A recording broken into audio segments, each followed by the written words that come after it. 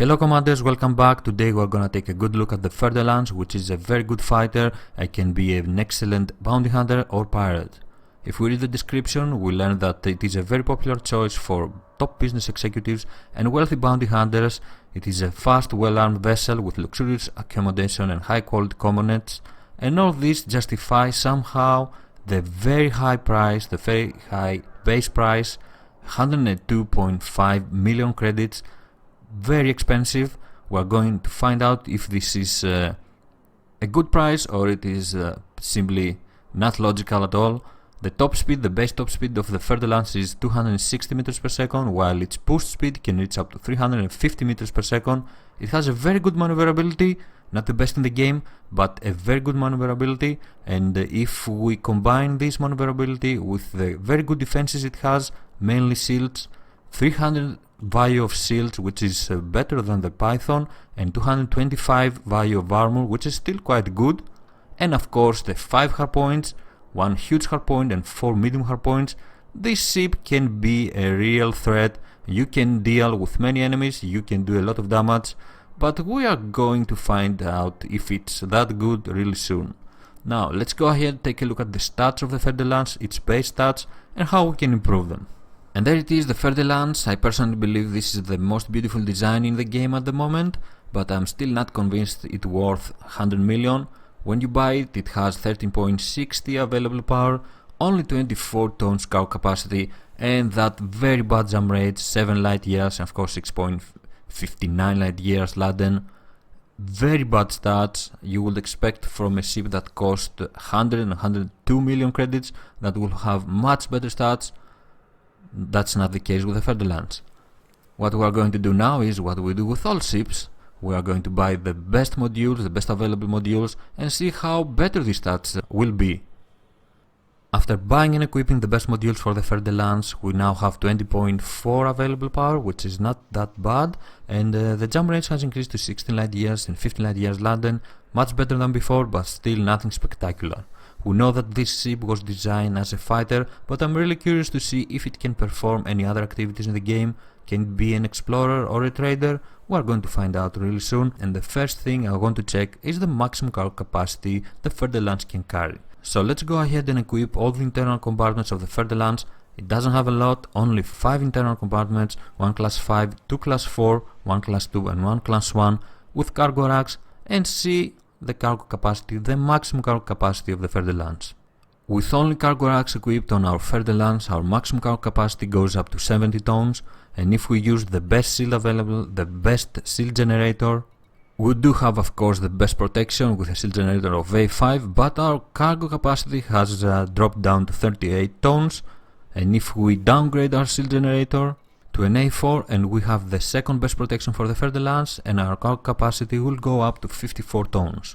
Of course this is the lowest class of shield generator we can equip on our Fer-De-Lance, because we can equip the class 2 shield generator. The hull is too heavy for that shield generator, so we are stuck with 54 tons of cargo capacity if we want to have some protection and still trade.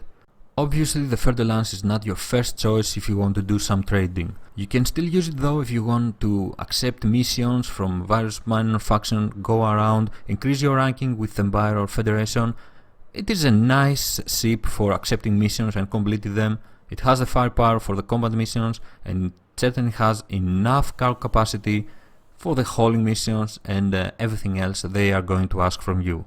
As for mining, it has enough internal compartments to have a refinery with 6 bins, a shield generator, 52 tons of cargo capacity, and of course 2 mining lasers, class 2 mining lasers. You can of course add weapons to protect you, and if you wanna take the Fer-De-Lance out for mining, you should do it. Can do the job. There are other ships better at mining, of course, with more cargo capacity, but sure, it can do the job. What about rare goods trading though? With 54 tons of cargo capacity, you can use the Fer-De-Lance as a rare goods trader, and at the moment with this loadout we have 14.12 light years. Let's go ahead and make our Fer-De-Lance as light as possible and see how better the jump range will be. I have downgraded everything in its lightest version, even the shield generator. I equipped a D3 shield generator, and I have also equipped some modules on the utility mounts for some extra protection. I have only kept the frameshift drive at its top quality, and our jump range, our latent jump range, is now at 15.75, which isn't very bad for rare goods trading. It's not bad for traveling far away. The only problem is the cargo capacity. 54 tons of cargo capacity is not a great profit, will not generate enough profit for you to justify using Fer-De-Lance for rare goods trading. There are other ships, better ships for the job. The Asp, the Type 6 are way better than the Fer-De-Lance in rare goods trading, and even the Cobra, it has similar cargo capacity and it is a lot cheaper. If you wanna have the Fer-De-Lance for bounty hunting and once in a while use it for some rare goods trading in order to gain some extra money, then yes, the Fer-De-Lance can be equipped for rare goods trading and you can use it for that activity, but it isn't, again, the best option. Let's move on now and test the exploration capabilities of the Fer-De-Lance, if it's any good at exploration, because so far it is really a disappointment. I have equipped all the necessary modules for exploration: an advanced discovery scanner, a detailed surface scanner, a fuel scoop and an auto field maintenance unit, and we have one more slot to add the shield generator, very important for our exploration, especially if we go very far away from civilization, and our jump range is at 18.48 light years, which actually is not that bad. You are not gonna need more than this in most situations.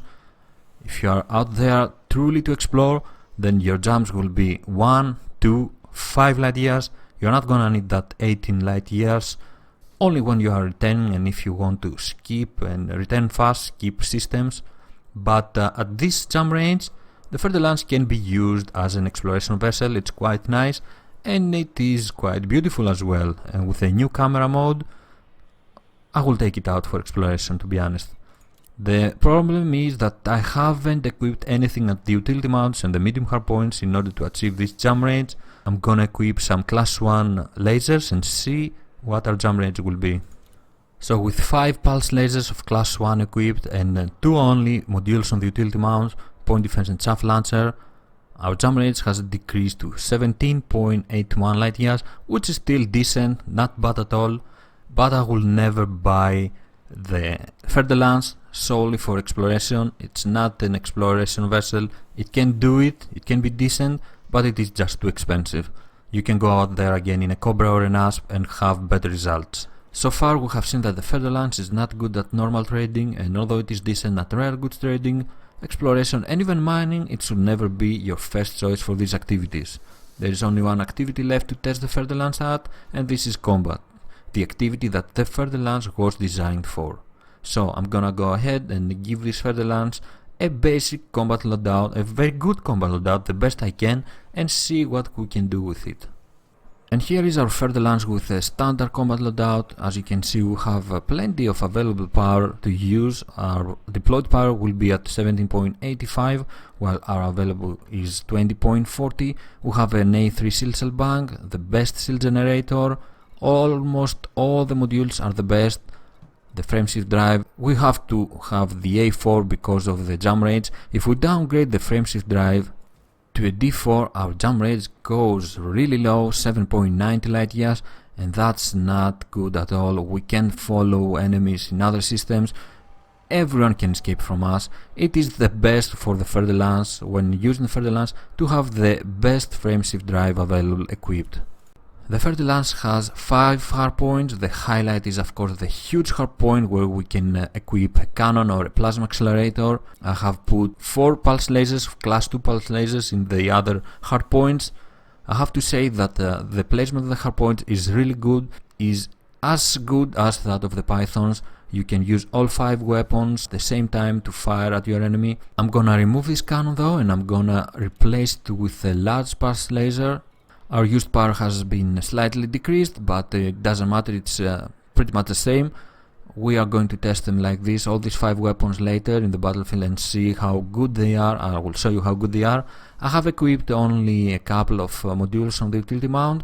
This is because I want to test the shield booster, the new module that was added with the 1.2 update, and see how many of these shield boosters we can add to the Fer-De-Lance with this loadout, this specific loadout, and have no problem with power. One shield booster has increased our used power to 19.03, and if we try to equip a second shield booster, our power will go up to 20.23. Very nice, we are still below the limit, and at the moment the Fer-De-Lance has a very good shield, a very strong shield. I'm curious if we can add another shield cell. With 2 A3 shield cell banks and 2 shield boosters, our power used is at 21.66. So let's go ahead at our module management and see if we can set the priorities right and make this work. So our cargo hatch is at priority 2 and the frameshift drive at priority 2 as well. This won't work, we will have problems with power. Let's see if we can do something to help with it. So if we remove this extra shield cell bank, we will be okay. We will have 2 shield boosters and 1 shield cell bank, or we can remove 1 shield booster, go out with only 1 shield booster and 2 A3 shield cell banks, and our power will be barely over the limit. But if we take a look at the module management, we won't have any problem if we set the frameshift drive and the cargo hatch at priority 2. There are many combinations you can do, how many shield boosters you want, how many shield cell banks you want. You can even leave a couple of shield boosters or 1 shield booster and remove these shield cell banks and place in their location some hull reinforcement packages. You can absolutely create the tank you want, any kind of tank you like, any combination of shield and armor tank. And with some minor adjustments, you can have a hatch breaker limbit, a frameshift drive interdictor, 2 cargo racks of capacity 16 each, the best shield generator, an A5, a cargo scanner and 2 shield boosters, and turn that way your Fer-De-Lance into a party vessel. Go out there and steal the cargo from anyone you like. I will take it out like this with 1 shield cell bank, an A3 shield cell bank, an A5 shield generator and 2 shield boosters, of course some point defense and chaff lancer.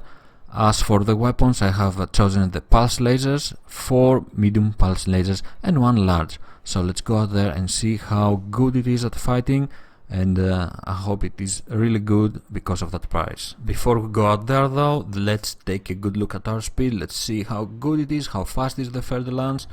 4 pips at engine, let's see the maximum speed we can reach. The sound is really good. 302, and if we boost,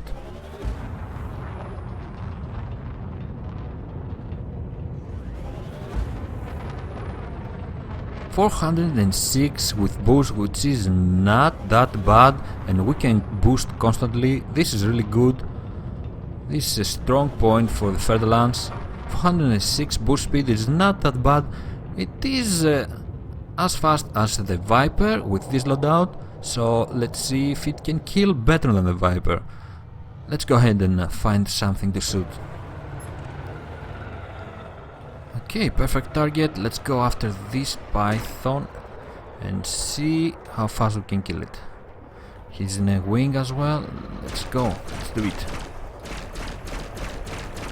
His shields are going down really fast. Very nice, we have excellent firepower, and of course the fact that we can use all 5 weapons together give us the upper hand here. Let's get back in there and destroy him. Okay, let's use our chaff and kill him. His buddies are assisting him. It's gonna be nice, nice fight. If we take the Python out really fast, it will be an easy job. He's down to 67%, has an excellent firepower. Okay, let's give some time to our lasers to recharge. Bit more power on our shields, and as you can see, our shield is holding strong. This is excellent. Let's get back in there.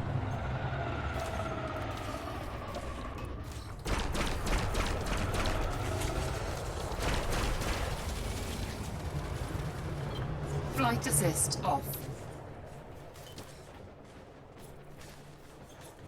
Flight assist on.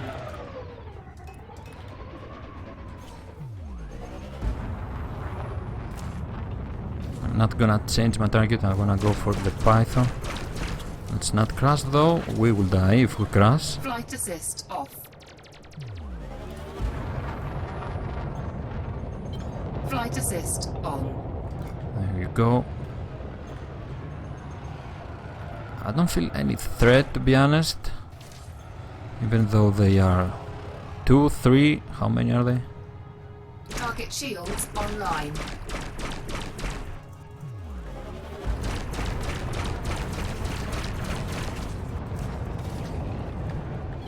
Flight assist off.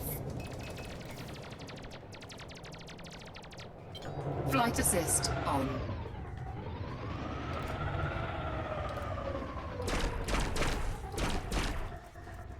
Okay, we're out of range, let's get closer.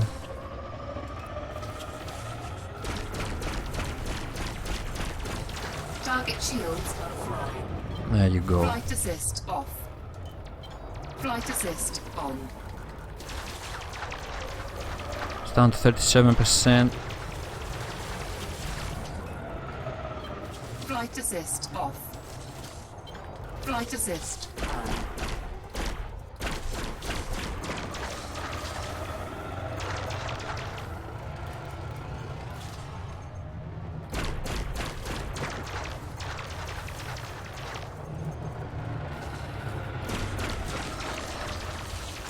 And the Python's dead. Let's go meet his buddies now. Target destroyed. Flight assist off. Where is he? Flight assist on. Okay, there you go, a Cobra, let's take it down.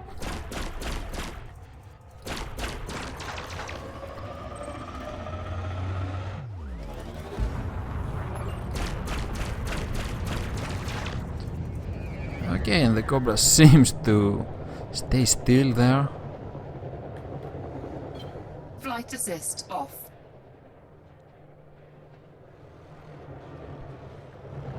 Flight assist on.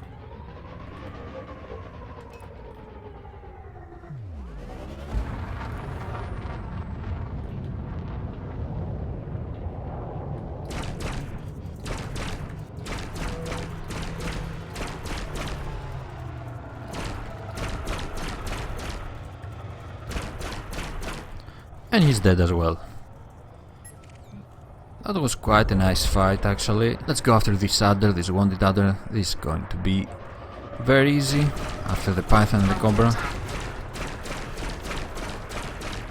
It's a wing, he's in a wing and his body is attacking me. Okay, let's turn. Target destroyed. Scan detected. Let's kill this deadly anaconda. This is gonna be a nice fight. Okay, we're close enough. Let's see how fast we can do it. Shields are going down quite fast.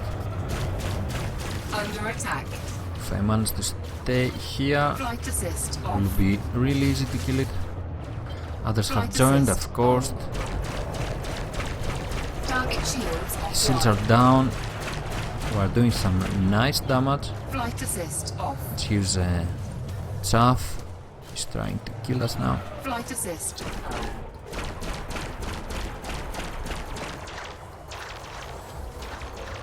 He's down to 70% and we need to let our lasers recharge a bit. Our shields are quite strong. The Anaconda can take them down.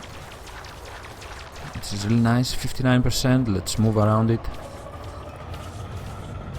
It is a deadly Anaconda, this is nice. Some really nice fights today. Flight assist on. Okay, let's not lose this bounty. This isn't a lot if I'm not mistaken, but still, I want to kill that Anaconda.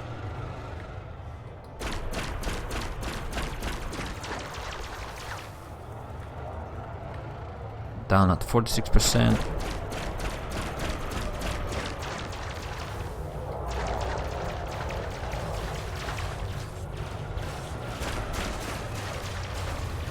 And it's gonna be dead real soon. Ooh, nice.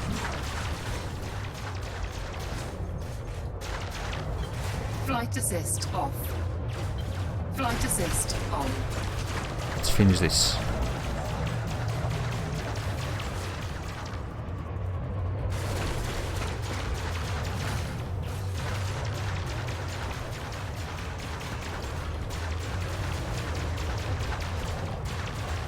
and it should die right about now.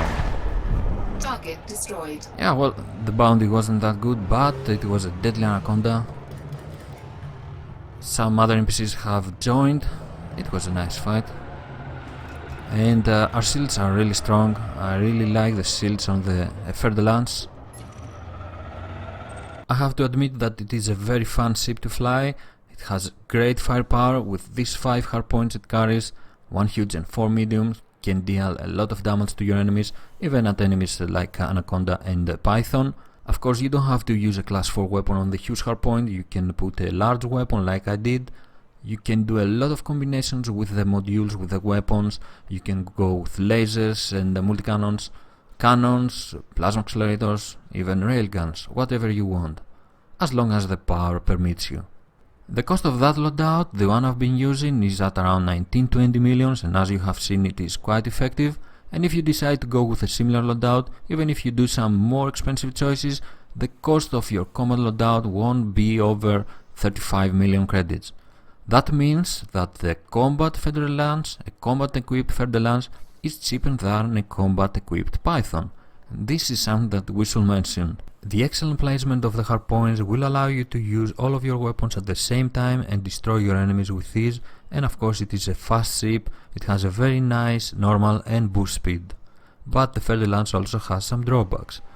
And first of all is that jump rate, which isn't very high, and it will create some problems if we want to travel very far away.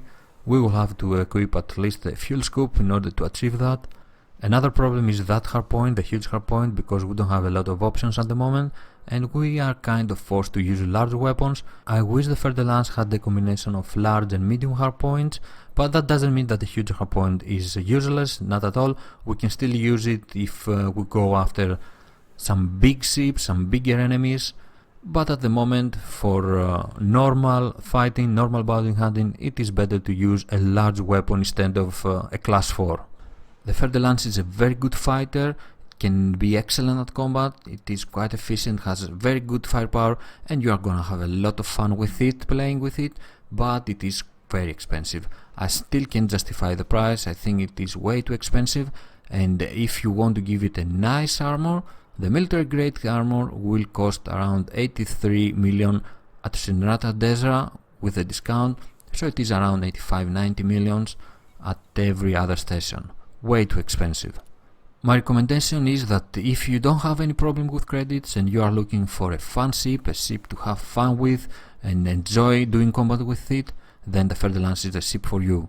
But if you have a limited budget and you are looking for a ship that can perform well in multiple roles and will help you increase your balance, then you should avoid the Fer-De-Lance. Is way too expensive. This was the Fer-De-Lance, the most beautiful ship in the game at the moment for me. A very good fighter, but also quite expensive. Thank you very much for joining me watching this video. I'm Squid of Love, fly safe commanders, and I will see you next time. Bye bye.